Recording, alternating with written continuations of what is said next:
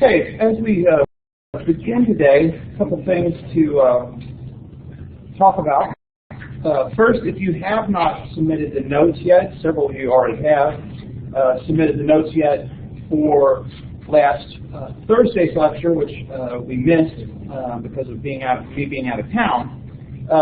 Please make sure to do that today. You can show me your notes after class, or you can send them to me as an email. Some of you have already done that, but make sure to do that by the end of the day. Secondly, the study guide for the first exam is up on Blackboard. We'll spend more time talking about the first exam on Thursday, but the first exam is coming up 2 weeks from Thursday, February the 11th. So the study guide is up. You can already start looking at it, but we'll spend more time at the beginning of class on Thursday talking about it. Also for Thursday, the first reflective essay is due. As I've said a couple of times, you don't have to do all of them, so you could skip this first one if you wanted to. But the first one is due this Thursday. If you do all of them, you do get some additional points added onto your final score, and I choose the best as opposed to just doing the first. I believe it's, I can never remember. Is it 5 or 6? So instead of just going with the first 5, I will choose the best 5, the ones that you have the best score on, as well as give you additional points.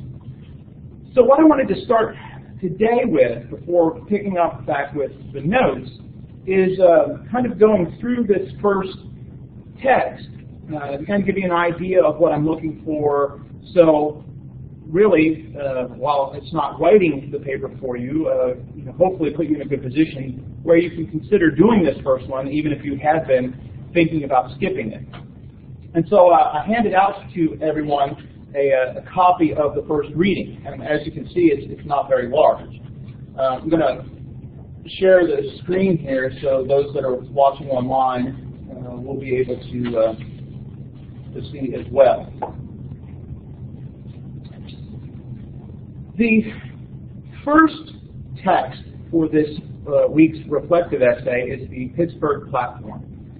Now, if you watched the video from last week's lecture, last Thursday, we talked about the Pittsburgh platform, talked a little bit about the background of it and what it was meant to represent. But I want to spend some time going through it in a little bit more detail to help you prepare for what I'm looking for the reflective essays.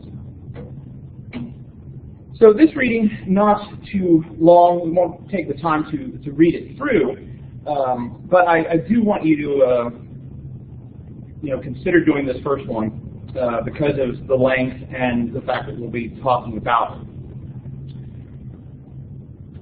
So in your papers, the reflective essay, 750 words minimum. All right, so it needs to be at least 750 words. It can be more than that, but it doesn't have to be more than that. Should be broken up into 3 sections. So your paper should have 3 sections. They don't have to necessarily be the same length. You don't have to do 250 words in section 1, 250 words in section 2, 250 words in section 3. But you do need to address all 3 parts for each of these papers, and do it in such a way that it is, what's the word I'm looking for? That you completely address those sections. So the first section is an overall summary of the reading. The second section has to do with your agreement or disagreement. Now obviously, most of us that are taking this class are Christians, if not all of us. And so there's going to be some disagreement between your own personal views and at least one of these texts, if not all of these texts.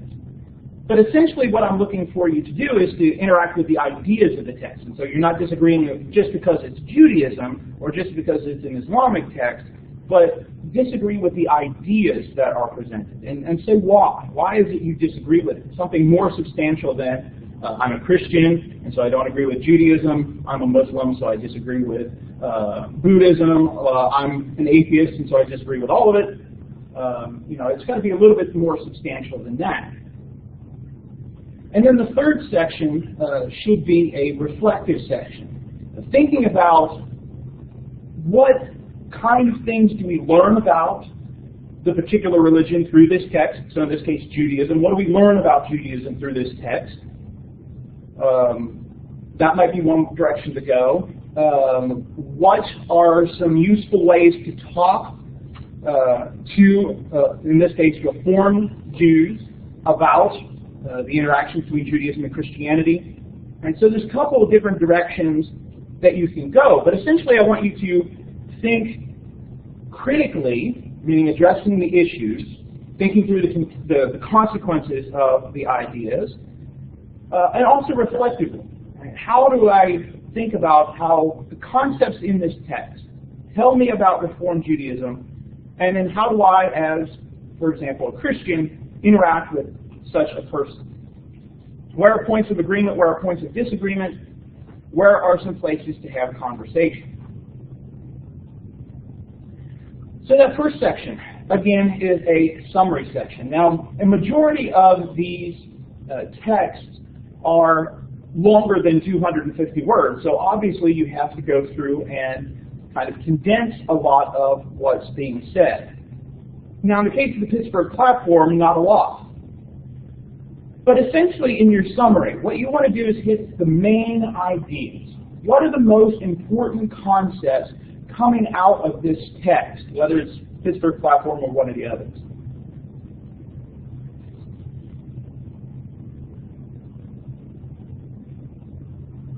Thinking about what is this text intending to do? Why was this text written?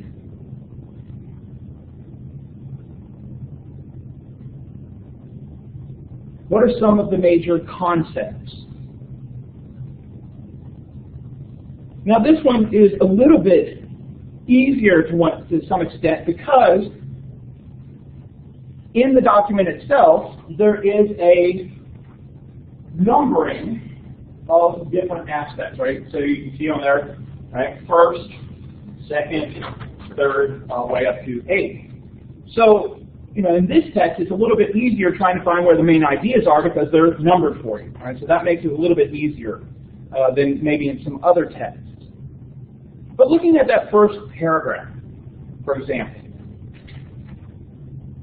what is the purpose of this document? Why was it written? How would you, if you were trying to briefly tell somebody what the purpose of this document was, what would you say?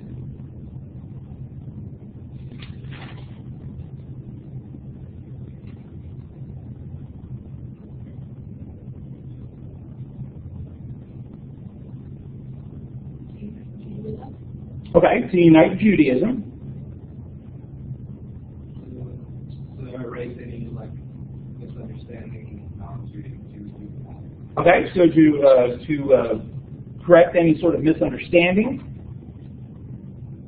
And so, the first sentence or two, the Pittsburgh platform was written to unite all Jews, to correct misunderstandings of Reformed Judaism, right, to address the diversity about Judaism.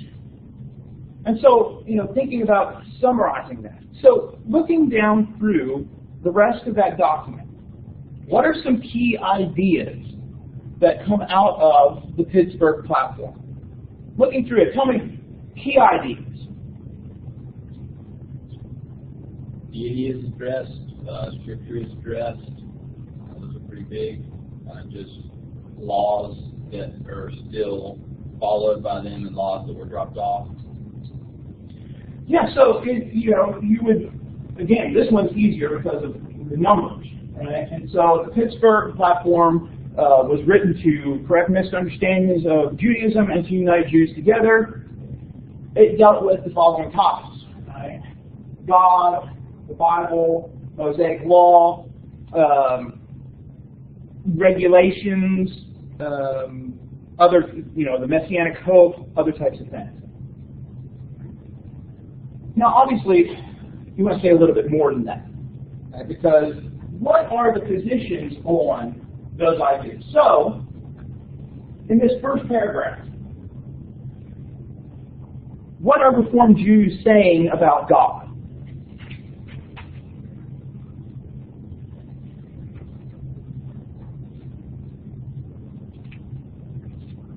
It's an idea, it's not necessarily a being. All right, so the use of the phrase God idea, right, used twice there.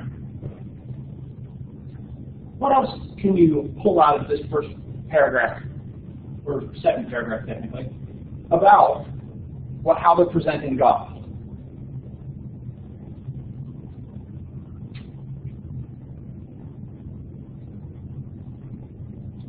That the scriptures are held at a higher esteem.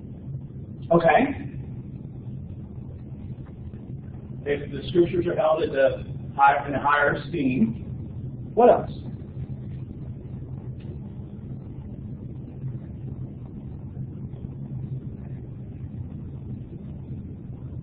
What else are they saying about God? He is the central religious truth for the human race. All right. Central religious truth for the human race. And certainly if you use that phrase, right, in your paper, you'd want to put it in quotes, right? So you can obviously quote in some places, but this idea of the central religious truth for the human race. What else?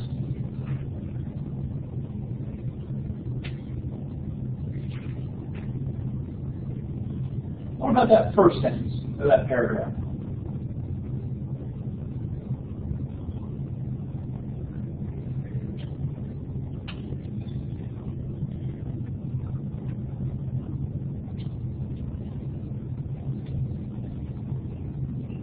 The universal seeking of a God, of an infinite one. All right, so every religion is an attempt to engage this God, right?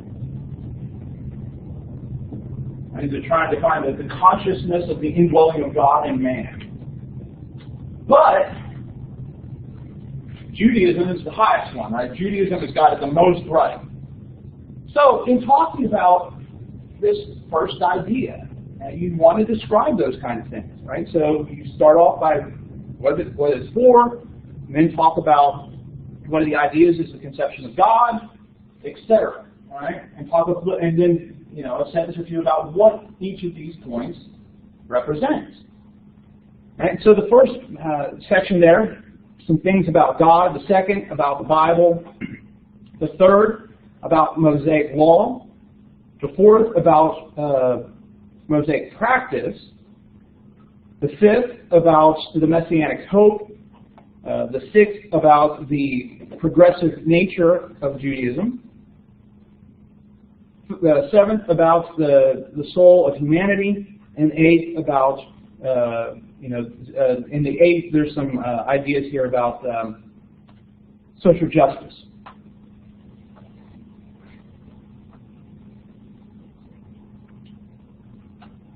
So in each of these, you want to connect with the major ideas, discuss them a little bit, and there's your first section. So not just listing, but saying a little bit, right? So don't just say, well, it talks about God, the Bible, Mosaic law, all the way down to social justice. What does it say about that? What does it say about God? What does it say about the Bible? And so it might mean, spending some time looking at this and trying to figure out exactly what it says. How about this one? This fourth paragraph. We hold that all such Mosaic and rabbinical laws as regulate diet, priestly purity, and dress originated in ages and under the influence of ideas altogether foreign to our present mental and spiritual state. They fail to impress the modern Jew with a spirit of priestly holiness. Their observance in our days is apt rather to obstruct than to further modern spiritual elevation. What are they saying there?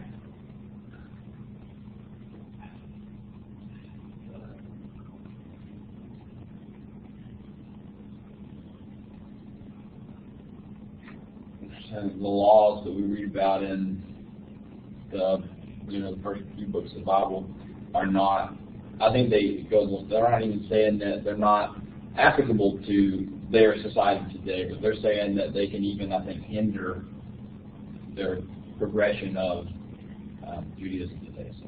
Right, that not only are they not applicable, they can be a hindrance. And so, it's not just saying they talk about rabbinical law, it is, what do they say about rabbinical law? Right, that it's a hindrance. And then also, this idea here of dress originated in ages and under the influence of ideas altogether foreign to our present mental and spiritual state. So what they're saying is these ideas, these laws, developed in certain cultures at certain times. And so they are shaped by things larger than what God was trying to communicate through them. So, in a sense, they are not applicable to modern life.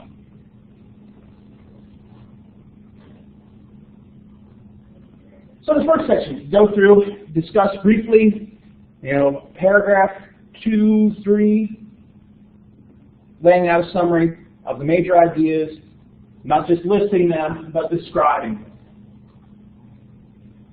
Questions so far? Anything I need to clarify? All right, so the second part has to do with, agreeing or disagreeing with the ideas presented here. Now again, recognition that most of us probably are not Jews, and if we were, we're not Reformed Jews maybe. So obviously there's probably disagreement there, but instead, not focus just on the distinct tradition that this arose from, but the ideas present within it. Now, thinking about either some of the stuff we've said already, we've talked about God, we've talked about Mosaic law. Picking one of those or two of those, do you find yourselves agreeing with what they're saying or disagreeing with what they're saying? So again, you could take it all, or you could take one or 2 points, right? Certainly places for discussion between Jews and Christians could be God, the nature of God, and the discussion of the nature of the Bible. So you could just focus on those, or you could focus on it as a whole. That's up to you. But let's just, for the sake of right now, talk about their conception of God. Do you find yourself agreeing with how they describe God, or disagreeing, and why?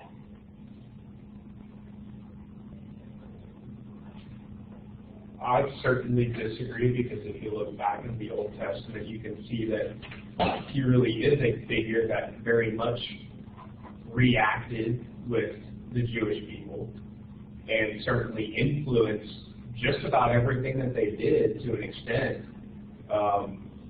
Whether he was kind of letting them go and do their own thing when they were being disobedient, to when they were being obedient, he was letting them know, hey, you're doing good. He was actually doing something with them. And so to say that he's an idea sort of contradicts the whole Jewish belief of how God actually chose them. Because they're acknowledging that they're being chosen. But to say that you're chosen by an idea, whereas a person, is contradictory. Okay, so that might be one way to go about it. Right? It's not the only way, but that would be one way to go about that. Would be to say, I disagree with the ideas or the conception of God as more of an idea rather than a personal being. If you look at the Old Testament, et cetera, how God deals with human beings, he's presented as a personal being. Other places where you might agree or disagree with their conception of God. Well, when I read this, I don't really think that they're seeing God as an idea, because in the second line, and that tends to grasp the infinite one, capital I, capital O. The second paragraph, as priest of the one God. So I agree with everything in the first paragraph, apart from we hold that Judaism presents the highest conception of the God idea. I think they're just talking about the idea of God and monotheism, which they kind of think for us. Okay, and certainly I can see how you could read it this way. There's other information that I would say from other sources around the time that suggest they were moving more towards this, and so this God idea language is not just, like you pointed out, conceptions of God, but they are actually moving toward the notion of God as more of an idea, an impersonal force. But I could see how you could read this just out of its in its context and talk about God as personal. But yeah, I mean, this idea of Judaism as the highest conception of the God idea, right, or the way we talk about God. That might be another place where you could find disagreement. Again, unless you're a Reformed Jew, and then you would find yourself agreeing with much of those ideas. Right, so you could just focus on something like that, conception of God, or you could focus on all of them, or you could focus on 2 or 3, but it's not a very long section. It doesn't have to be pages, but enough that it's addressing the ideas presented, and is not just about, well, I disagree with, I don't think we should worry about, Mosaic law anyway. Well, why? So always be thinking about that why. Why is the important part there in that second section. The last section, then, the third section, focuses on your reflecting a variety of things. What this tells us about Judaism, could be an idea, but especially what I would really like to see you engage in is how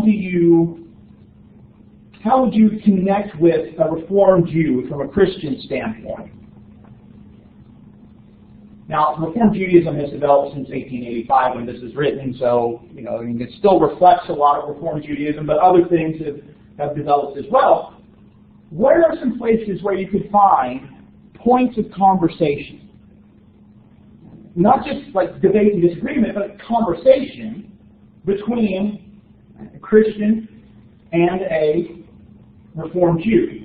And again, we're assuming, right? We're assuming this idealized Reformed Jew who holds these beliefs. So what are some places for conversation that you see out of this? I would just like to know where they get the authority to reject some of the law and accept others, and how they can judge which ones they want to accept and reject. That would be a good thing to kind of develop, right? Thinking about this idea of we recognize in the Mosaic legislation a system of training the Jewish people, and today we accept as binding only the moral laws and maintain only such ceremonies as elevate and sanctify our life, right? Who makes that decision, right? That would be a good place to kind of reflect on that issue and put yourself in conversation with someone who believes that. Another place you might go would be this sixth position. We recognize in Judaism a progressive religion, ever striving to be in accord with the postulates of reason. Should religion be progressive? Right? Meaning that as we become more knowledgeable or as the culture changes, that we change the religion.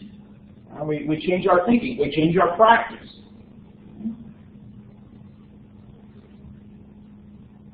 As well as this idea that we're convinced of the utmost necessity of preserving the historical identity with our great past. A place for conversation might also be this eighth point. In full accordance with the spirit of Mosaic legislation, which strives to regulate the relation between rich and poor, we deem it our duty to participate in the great task of modern times to solve on the basis of justice and righteousness the problems presented by the contrasts and evils of the present organization of society. Is there a way in which, might be a place for you to go, Jews and Christians, Reformed Jews and Christians could work together on this issue? Where are those ways? What are some ways where, despite important disagreements, right, basic issues of salvation and the nature of God, despite those disagreements, how can Christians cooperate with Jews, Reformed Jews, in trying to address some of those evils? Is it possible to do so from a similar theological position? about what, in this case, they're talking about Mosaic legislation. Is there some place of agreement? Or is it just a matter of, as U.S. citizens, we should work on these issues? Or is there a place of theological agreement between Christians and Jews on those issues? Right, so not just saying, right, I think we should be socially conscious and active too. But expand that a little bit. Thinking about, right, how do these things work together with Christianity? How can we converse with each other, talk about these things, work together on these things?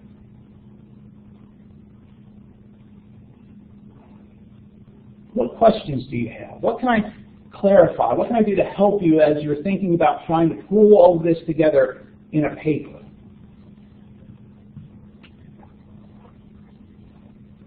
I have a question just out of curiosity. Sure. In paragraph 5, right at the middle, it says we consider ourselves no longer a nation, but a religious community, and on and on. But this was before the state of Israel.